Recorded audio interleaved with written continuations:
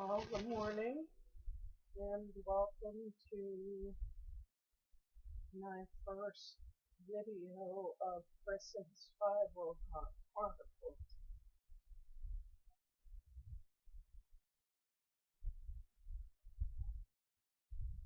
Wasn't really sure what I wanted to say. I've been putting this off for weeks, trying to prepare one thing or prepare another, but it kind of doesn't make sense because fibromyalgia is a disease in which you can't prepare for. You don't know what to expect from day to day, so how can you prepare for that? My name is CSS. Of course, people call me Cyrus. I love that. That just cracks me up. Anyway, I was diagnosed with fibromyalgia in 2004. Couldn't figure out why my entire body ached, why I was having trouble getting out of the bed in the morning, and I don't mean your everyday trouble like, gosh, I don't feel like this. I mean literal trouble moving my body parts. And after I got my diagnosis and my doctor gave me certain medication, I continued to work through the pain. I used to be a foster care case manager for a private organization. I adored my work. My work kept me in and out of my office, in and out of homes, in and out of court, different things. Helping children was my thing. And as time went on, pain just got to be more and more difficult. So by 2009, I was calling in to work so much, it was just ridiculous. I didn't know what was happening. I didn't know much about fibromyalgia. Nobody else seemed to know very much about it. Those physicians who actually believed that there was such a thing. Of course, I had been referred to psychiatrists and told me that it was just depression causing my pain and that I needed to see someone. And I did. And I was depressed. The first thing that depressed me was the fact that people kept telling me I was depressed. That's very depressing. Anyway, I went on as much as I could. I left my job and I found another job. And then I lost that job because I had, of course, there are days I just couldn't get out of the bed, or I was just sick, or I couldn't stay all day, or I couldn't get in and out of my car to do the things necessary to keep my job. And I've worked since I was 12 years old. Being fired was devastating. So I went and got another job because people like me, we work. We don't believe in hiatus, sabbaticals.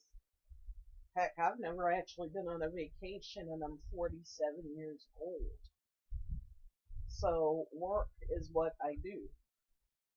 I work. I went to school full time. I was in graduate school and I was taking 4 classes after I worked all day. That was my thing. That's what I did. So after I lost the next job, because I couldn't do well and I was flunking my classes because I could barely get home, more or less, but leave work and go to school, I eventually had to let it all go. And that would be where the nightmare began. I gained over 150 pounds. I was pretty much bedridden. I had no job. Unemployment ran out. I had no disability because that process took 3.5 years. I had to sue the state of Maryland just to get medical assistance because I don't have children. How dare I not procreate? And then when they did give me money, they gave me $185 to live off of per month. Guess what? That makes you homeless. Unless you guys know something I don't. So I had to deal with my increasing pain, my debilitation, and then my legs and feet got in on it. And they swelled so much that I could barely walk. Literally. When I put my foot on the floor, it felt like it's going to pop open. And then my shoes started popping open, and my tennis shoes, and then I wore socks, and then my feet swelled too much for me to wear socks. So, I could go on and on and on about this. I mean, it was a nightmare for some years. I lived in a hotel. I've lived in a shelter. I've been taken in, and the person that you see before you is a miracle. Do I still have horrible, horrible time with fibromyalgia? Absolutely. Compared to where I was, I've lost 86 pounds. Actually more, because I just broke 300 pounds for the first time in 3 years. Now granted it's 296, but hey, under 300 is under 300, honey. And I will take it any day. Anyway, why am I doing this from my bed? Well, unfortunately, this is where I spend most of my time. My bed has become, kind of my sanctuary for several reasons. One of the biggest things we fight, other than pain and maybe a brand new symptom every day, or multiple doctor's appointments, medications.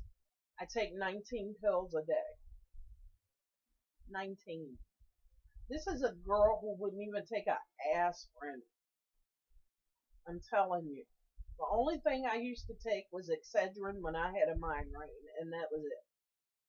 I went from that to the 19 pills I take today just to be able to do some of the things that I'm able to do now.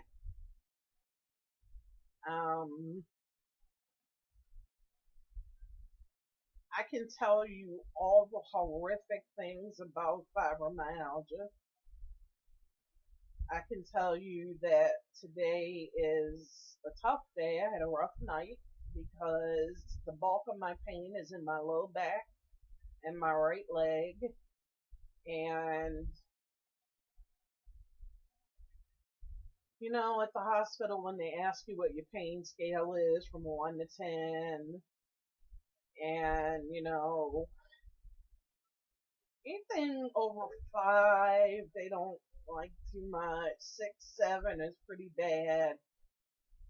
I tend to start my day off at 7, and that's before I move. So getting up and doing anything can take me to 10 in no time. So I have to be very, very careful about what I do. I have to lay in the bed and assess my body to see what we're going to do today. Are we working from my bed? And when I work from my bed, my very good friend, her daughter, calls it my best. In other words, my bed desk. She says Miss Crystal gets an awful lot done from her desk, and I do.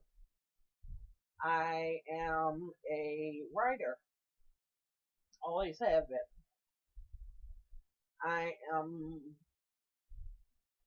a publisher, and I'm a business consultant. Those are things that I do to keep myself from going crazy in my very small 1 bedroom apartment in which I live by myself 24 hours, 7 days a week, me and the walls and the ceilings and the television and all 7 seasons of the Golden Girls. I'm just saying.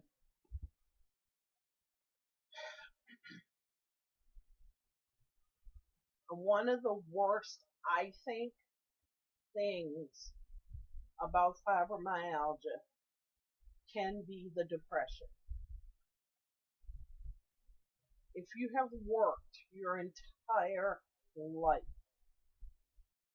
if you have gone out and had an active social life, if you have had relationships, if you can go to your niece's birthday party or to hang out with friends and get some dinner or something like that, the things we take for granted, if you can drop something on the floor and just bend down and pick it right back up, things we take for granted, not a part of my life anymore. Everything I do has to be thought out, planned,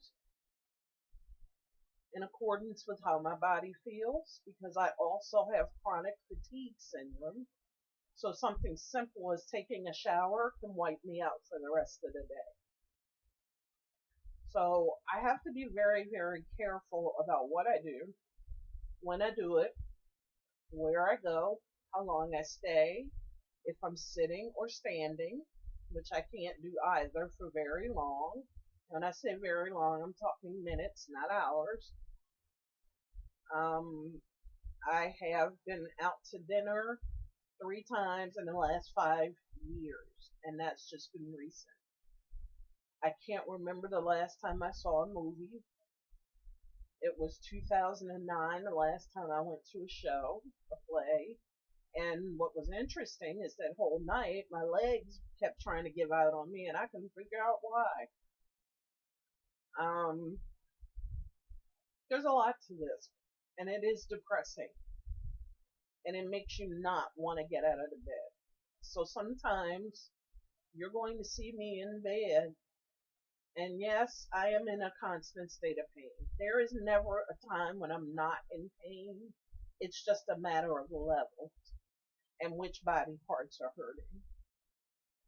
Sometimes they're all hurting. I mean, I got neurons firing like firecrackers everywhere. And then sometimes it's just this hip, the back, the leg, the shoulder. Very depressing. Because I want to get up and go out. Today it's a gorgeous day out. This would be a great day to have a walk or to take a drive. Yes, I have a car. But no, I can't always drive it because my pain is on my right side. So yes, moving my foot from the brake to the gas and vice versa can send me into pain that I can't describe to you. So sometimes having my car is just me having a car.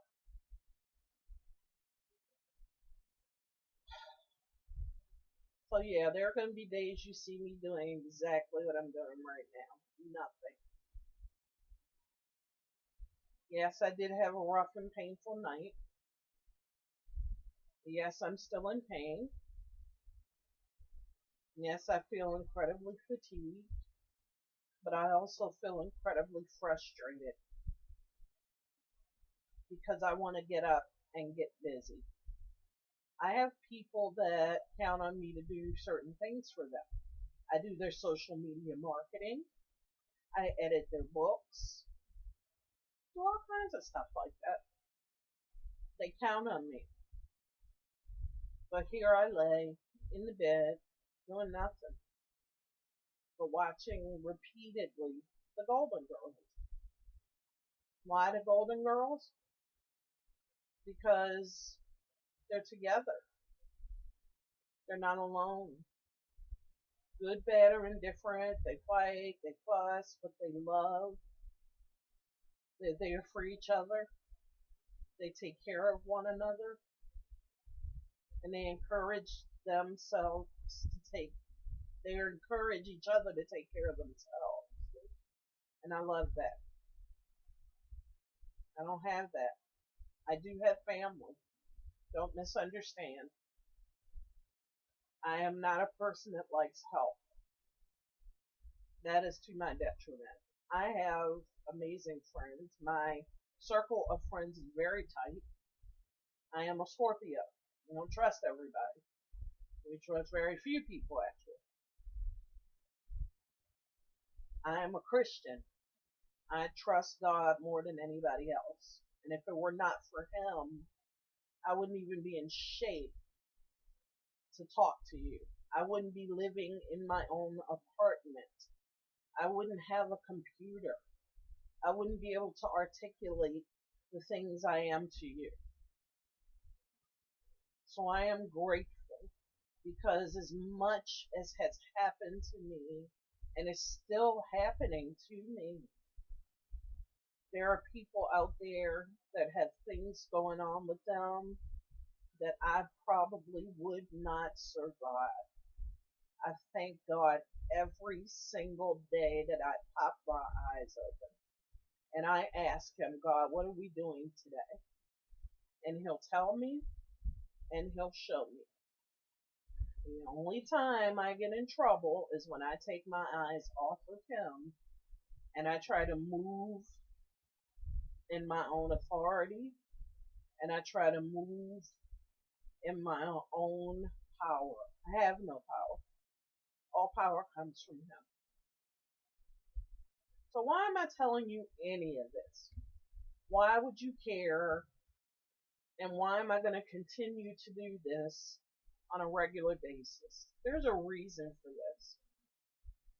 A, fibromyalgia is going to get its butt beat by me, by you who have it, and we're going to do it together.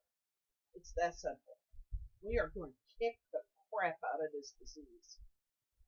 We are going to let it stop robbing our lives. We're going to let it stop taking away who we are. We are tired of existing and not living. That's what we're going to do. It's going to be a process. Sometimes you're going to see me and I'm going to look fantabulous. Man, am I going to pay for it later, but doggone it, I'm going to walk out of here looking good. You don't know, better ask somebody.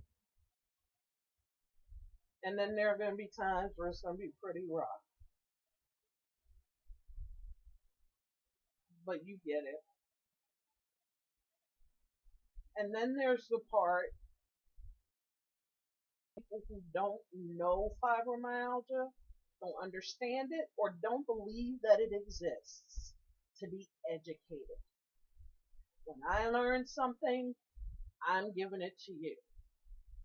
There's an amazing, amazing group on Facebook called Living Through Music, Fibro.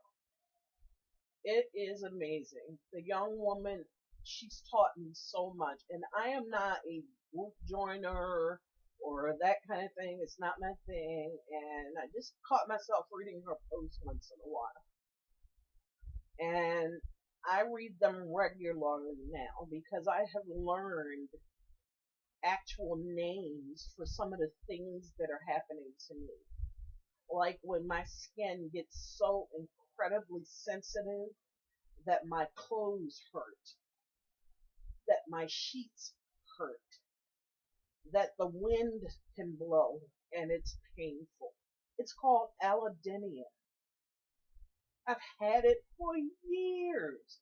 I used to try to explain to my mom what kind of pain I was in, And I'd take my shirt off and I'd be all red and the pain was just unbearable and I couldn't explain that. And she would tell me, well, sweetheart, lay down. I can't. The sheets hurt. Allodynia.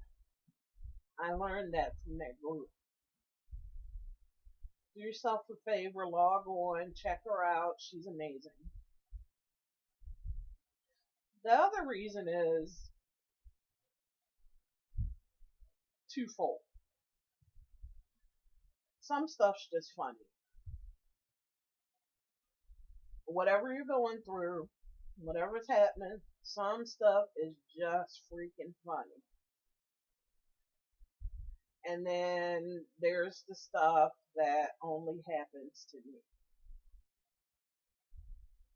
There's some stuff on this planet that would never happen to anybody else. Oh, but it happens to me. Case in point. I was asleep. I wake up. I look at my phone. I got 5 missed calls and 4 text messages. Now, I'm a big girl. We've discussed that. And I call this person back and I say, hey, what's wrong? What's on fire? He says, why are you ignoring me? And I said, sweetie, I wasn't ignoring you. My phone was caught in the whirl of fat. Like back here, it had got stuck. So, of course, it muffled the sound. I wasn't ignoring you.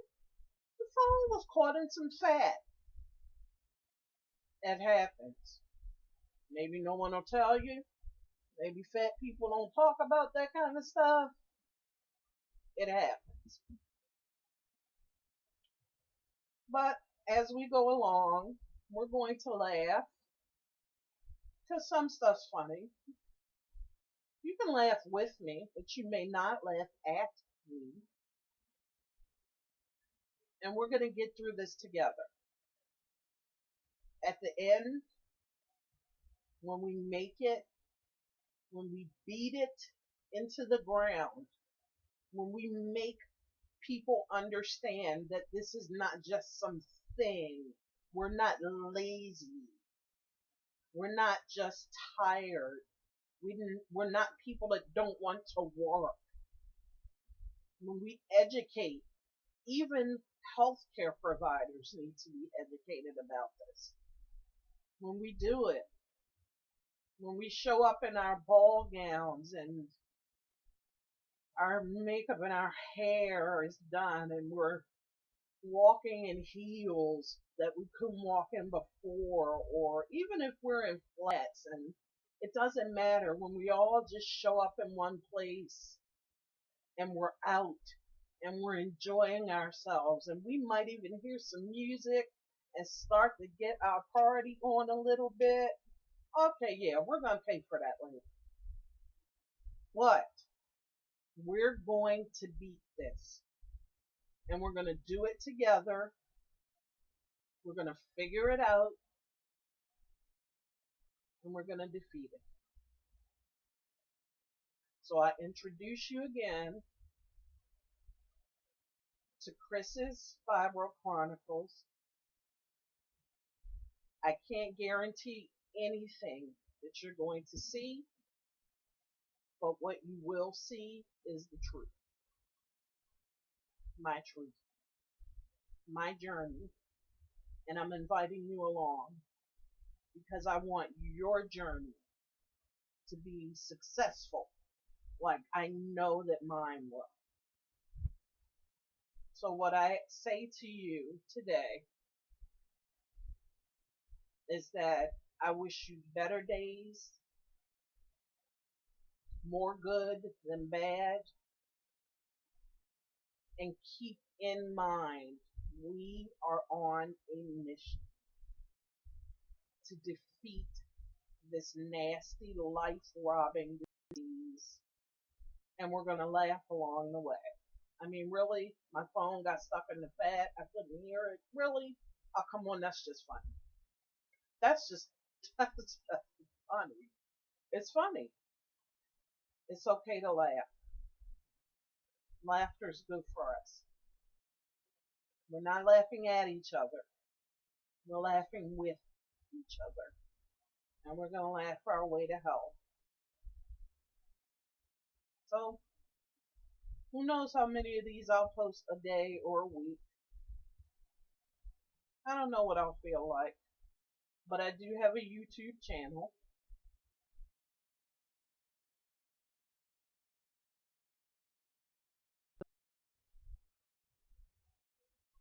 Check it out. See the videos. Make comments. Respect one another when you're making comments. We're all human. We all have feelings. We all have opinions. And that's okay. But make them respectful. Anyway. That's my story. I'm sticking to it. I think Golden Girls are going off now, so I guess I'll start at season 1 and work my way through until I can get my head to get my body off of this bed. I'm shouting out my friend Sharita Paulin, who is determined that I am going to be successful. I am going to be an amazing businesswoman. She is determined that depression will not be a part of my life. And she kicks me in the butt when I need it. She has 5 children. I am her 6th child. She is a friend. She is a prayer partner. And I love her. And I appreciate her because she refuses to allow this to happen to me. In fact, she is the one that told me to stop waiting to do this. I don't know what you're waiting for, but somebody somewhere needs to know, A, they're not alone, and B, that you can get through this. Plus, she thinks I'm funny, so I hope you guys do too, because I love to laugh. So maybe in the next segment, I'll tell you about how I fell on the man in the grocery store. Yeah, I'm tickled thinking about that one. But I'll give it to you later. Anyway, low pain day, high energy. Toodles.